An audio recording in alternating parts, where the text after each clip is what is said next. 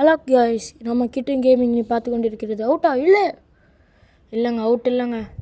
அவங்கள ரிவ்யூ எடுக்கல. அடுத்து வந்து நம்ம நல்லா ஆடிட்டுருக்கோம். பேசிகிட்டு இருக்கும்போது அபிஷேக் சர்மா கொஞ்சம் ஸ்ட்ரகிள் பண்ணிருந்தார்.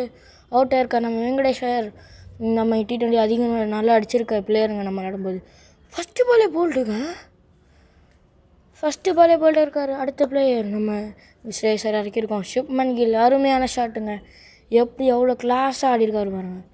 அடுத்து வந்து நல்லா போய்ட்டுருக்குங்க. சூப்பரான ஷாட்டுங்க. நல்லா அடிச்சிருக்கோம். சரியான batting. Shubman Gill on fire.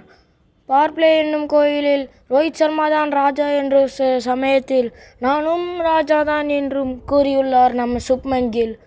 என்ன ஒரு அடி திரும்பாங்க. இது அடியில் இடின்னு சொல்லாங்க. 69 மீட்டர் சிக்ஸுங்க. வண்டர்ஃபுல்லான ஷாட்டுங்க இது. அடுத்ததாக நல்லா அடிச்சுட்டு வந்து இருக்கிறார். ஸ்ட்ரைக் ரேட் பலமாக எடுத்துகிட்டு போய்ட்டுருக்காருங்க நம்ம சுப்மன் கில். ரிவர்ஸி இன்னொரு ஷாட் ஆடினா சூப்பராக அடிச்சிருக்கோம். Indian team captain the prince of cricket இந்தியாவின் தங்க மகன் Shubman Gill made up of கிளாஸுங்க. அவ்வளோ அழகாக அடிச்சிருக்காரு இந்த ஷாட்டை. ரிவர்ஸ் எனக்கு பிடிச்ச ஷாட்டுங்க. நீங்களே பார்த்துருப்பீங்க முன்னாடி வீடியோஸ்லாம் பாருங்கள். அப்படி எல்லாமே ரிவர்ஸ் தான் மோஸ்ட்லி ஆடி இருப்பேண்ணா. அடுத்த பந்து நம்ம பின்னாடி அடிக்கலாம். சூப்பரான ஷாட்டு. இன்றைக்கி man of the match Shubman Gill தான் நினைக்கிறாங்க. அப்படி அடிச்சிருக்காரு இன்றைக்கி. இன்னும் ஆடிட்டே தாங்க கொண்டிருக்கிறார். இன்னும் ஆடிக்கொண்டிகிட்டே தாங்க இருக்கிறார்.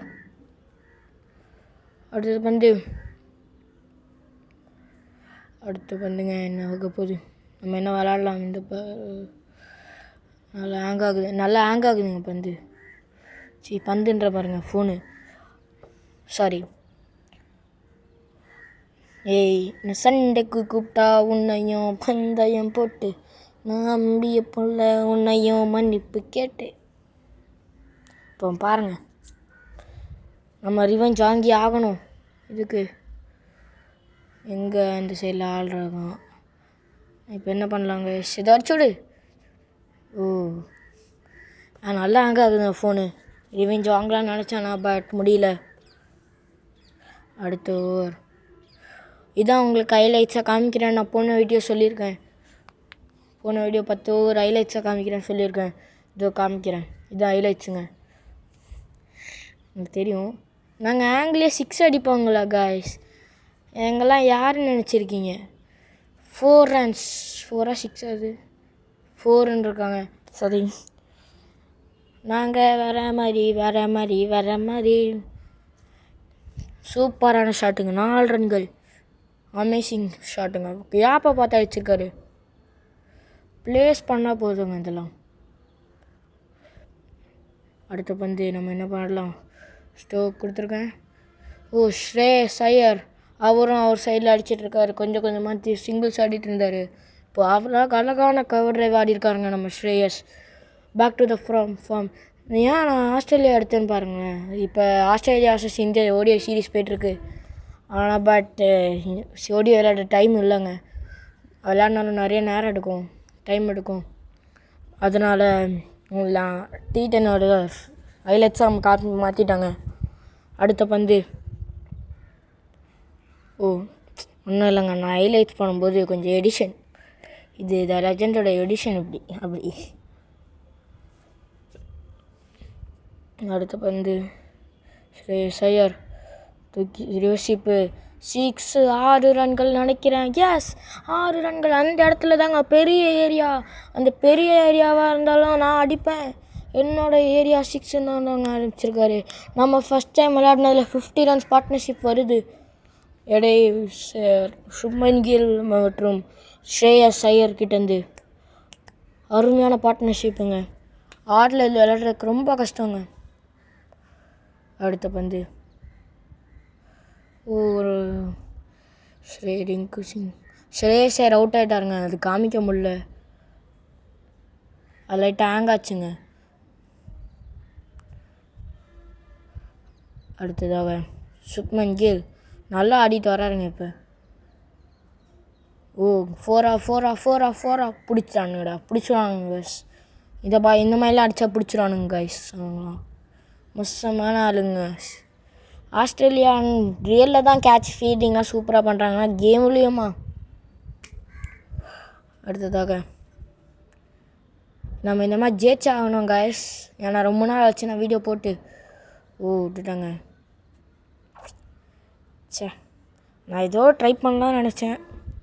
உங்ககிட்ட பேசிகிட்டே இருக்கும்போது லைட்டாக நழுவிருச்சு. அடுத்த பந்து இந்த பாட்டி கரெக்டாக அடிச்சிடணும் கடவுளே. நல்லா ஷாட். டபுள். வேணாம். ஐயோ, ஜஸ்ட்டு மிஸ்ஸுங்க. இன்னும் தாங்க இன்னும் ஜஸ்ட்டு மிஸ் இருந்தானா டபுள் ஓடி இருந்தானா சுப்மன் கில் கதை நானான்ற மாதிரி இருக்குங்க.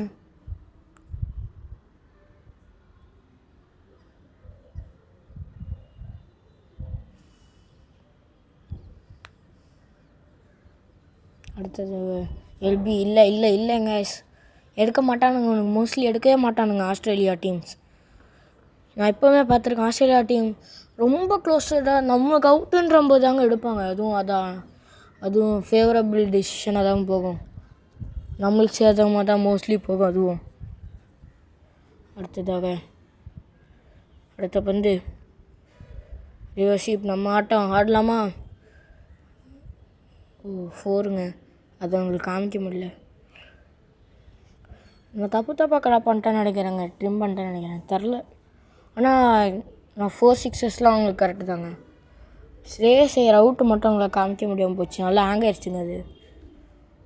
அதோட நம்ம இந்தியாவின் தங்க மகன் சைக்கிள் கேப்பில் 50 அடிச்சுட்டு வந்திருக்காருங்க. நம்ம இந்தியாவின் வைஸ் கேப்டன் ஆகிய இந்த மேட்ச்சில் வைஸ் கேப்டன் ஓடிஐ சீரீஸில் கேப்டனாக இருந்தார். இந்த மேட்ச்சில் வைஸ் கேப்டனாக இவரை தேர்வு செஞ்சுருக்கேன். கொஞ்சம் லைட்டாக ஹேங் ஆச்சு.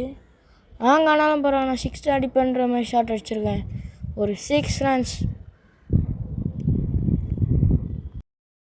சூப்பரான 6ங்க. அது நல்லா ஹேங் ஆச்சு. இந்த வாட்டி பாடும்போது நல்லா ஹேங் ஆச்சுங்க. ஆனால் அதுவும் நான் 6 அடிச்சிட்டேன்.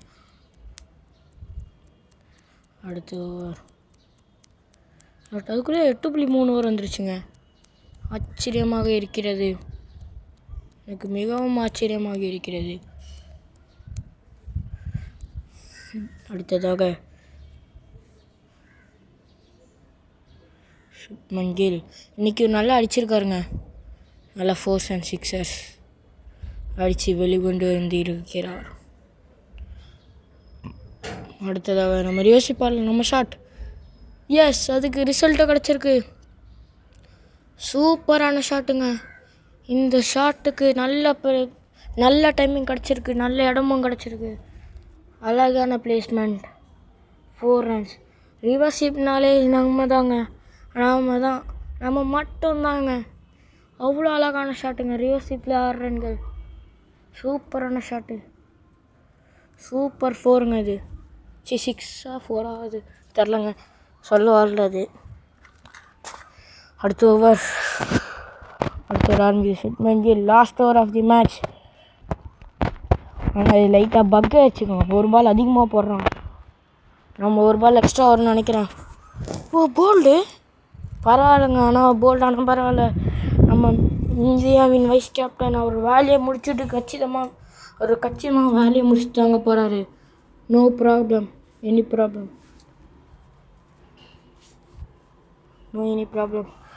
அடுத்து வர பிளேயர் நம்ம ஸ்ட்ரைக் ரேட் அதிகமாக உள்ள பிளேயர் எடுத்துகிட்டு வரணுங்க நம்ம. அப்போ தான் நம்மளால் ஜெயிக்க முடியும் இந்த போட்டி. அதுவும் மேட்ச். அடுத்து நம்ம யார் எடுக்கலாம்? ராகுல் நல்லா அடிப்பாருங்க. நம்ம கேப்டன், இந்தியாவின் கேப்டன். அவர் ஆட விடாமல் இருந்தால் அப்படி ஜடேஜா தான் ஆட வைக்கலாம்னு நினச்சேன். அக்சர் பட்டேல் ஆடுவார் எப்போவுமே. பட் அவர்கிட்ட ஸ்ட்ரைக் ரேட் அவ்வளோ இருக்காது. பட் அதனால் நான் கேஎல் ராகுல் ஆட வச்சுருக்கோம். அடுத்து அங்குஷ் சிங் ஆன் ஸ்ட்ரைக். நம்மளோட ஷாட் கேட்சுன்னு நினைக்கிறேன். ஆமாம், கேட்சுங்க. காலி. அதோட நான் உங்ககிட்ட ஸ்ரேயஸ் ஐயர் எப்படி அவுட் ஆனாருன்னு சொல்லணும்னு நினச்சேன். ஸ்ரேயஸ் ஐயர் நான் லாஃப்ட் ரைட்டில் ஃப்ரண்ட் ஃபுட் வச்சாங்க. ஹேங் ஆச்சு. ஆனால் மிட் ஆனில் கேட்ச் ஆயிடுச்சுங்க. அடுத்ததாக இப்போ ரிங்கு சிங் கான். அடுத்து ஜடேஜா நம்ம எடுத்துக்கலாம். போனாட்டி இறக்கணும்னு நினச்சோங்க. கொஞ்சம் இல்லை தாமதம் சரி. ஜடேஜா ஸ்ட்ரைக். ரீசெண்டாக ஃபார்மில் வந்துருக்காரு. அந்த சீரீஸ் முடிச்சுட்டு அப்படியே நம்ம RC24 புகுந்துட்டாருங்க.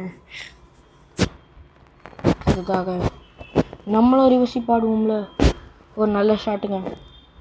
4 ரன்கள். நம்ம ரிவர்ஸிப்பில் தாங்க இன்றைக்கி முக்கால்வாசி ரன் அதில் தாங்க வந்துருக்கு. அருமையான பிளேஸ்மெண்ட், சூப்பரான ஷாட்டுங்க. ஆனால் ஜடேஜா ஒரு பிரில்லியன்ட் பிளேயர் தாங்க. இதில் ஜடேஜா ஒரு ஷாட் வருங்க. இப்போ இருக்கான்னு தெரில. அந்த பால் போட்டு ஆடுறேன் இல்லைங்க. அந்த பால் போடல, வேறு பால் போடுறானுங்க. அடிச்சிருக்கோம். ஒரு நல்லா இல்லை. கேட்ச் இல்லை இது.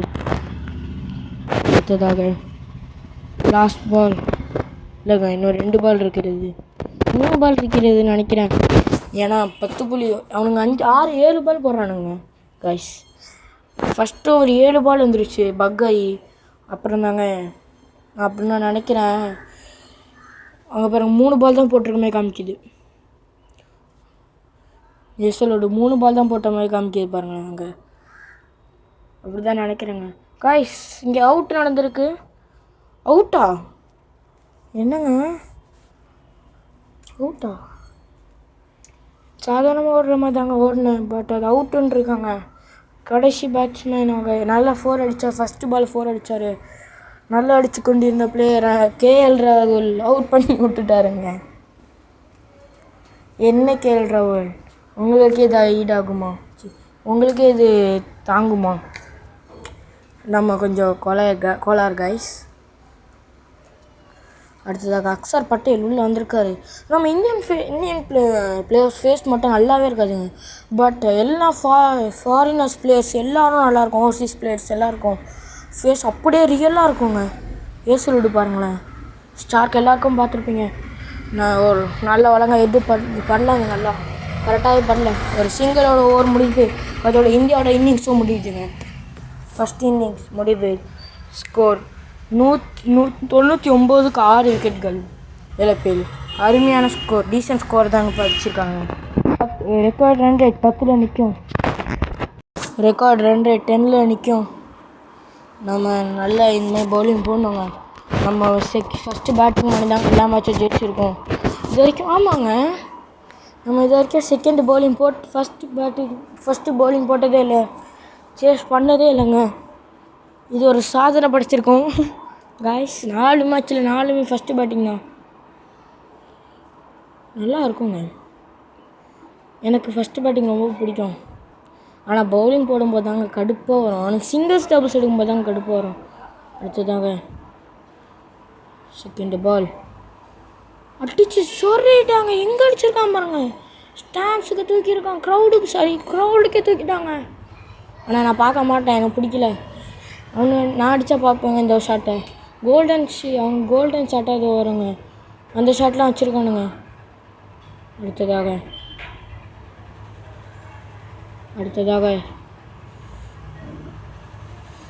அடுத்து வந்து வைடு இருக்குது. நம்ம வைடு போட்டிருக்கோம். வைடு நான் போட்டிருக்கேன். பும்ரா இப்பெல்லாம் போடக்கூடாது. பும்ரா புரியுதா? பும்ரா சரிங்க. பும்ரா நம்ம கம்பேக் பண்ணுறோம். நல்ல பந்துங்க. இன்னமே போட்டாலே போதுங்க. சூப்பரான பந்து. நான் கொஞ்சம் ஸ்பீடாக்கிட்டேன். இது கொஞ்சம் எடிட்டு கொஞ்சம் வளருச்சு. சூப்பரான பந்துங்க. நான் எதிர்பார்க்கவே இல்லை இந்த மாதிரி ஆகும்னு. சரியான பந்துங்க. ஸ்லாட்டில் போட்டேன். ஐயோ அடிச்சிட்டானோன்னு நினச்சேன். போல்டாக இருக்கார் Glenn Maxwell into the attack now. அடுத்ததாக ஃபஸ்ட்டு பால் கிளென் மேக்ஸ்வெல் ஆட போகிறார். கிளென் மேக்ஸ்வெல் ஃபேஸ் பாருங்களேன், அப்படியே இருக்கும். நான் இது வரைக்கும் இத்தனைக்கும் நான் வந்து கிளென் மேக்ஸ்வெல் பிளேயிங் லெவனில் இல்லை, நான் தேடி கண்டுபிடிச்சி எடுத்தது. அவர் ஃபேஸும் அப்படியே இருக்குங்க. ஆனால் நம்ம இந்த அஃபிஷியல் பார்ட்னர்ஸ் கொடுத்துருக்கானுங்க பார்த்தீங்களா, இந்த IPL ஆடலான்னு. அதில் ஆடி பார்த்தவங்க எல்லா ஃபேஸும் ரியல் தாங்க. நல்ல ஷாட்டுங்க. எங்கேயோ மறைச்சி எங்கேயோ ஆடி இருக்காருங்க. கத்தகளி ஆடி இருக்காரு. கத்தகளி ஷாட்டுன்னு இது பேர் வைக்கலாம். கோல்டன் ஷாட்ஸ் அவனுக்கு மட்டும் தரேன். எனக்கு வேணும் கைஸ். அடுத்ததாக இது என்னோடய 3வது யூடியூப் சேனலுங்க. ஃபஸ்ட்டு யூடியூப் சேனல் வந்து எஸ்கே கிரிக்கெட் விளாக்ஸ்னு ஒன்று வச்சுருந்தேன். இன்னொன்று ஆர்எஸ்கே கிரிக்கெட்னு வச்சுருந்தேன். இன்னொன்று இது வந்து கிட்டு கேமிங் அப்படி வச்சுருக்கேங்க. அடுத்ததாக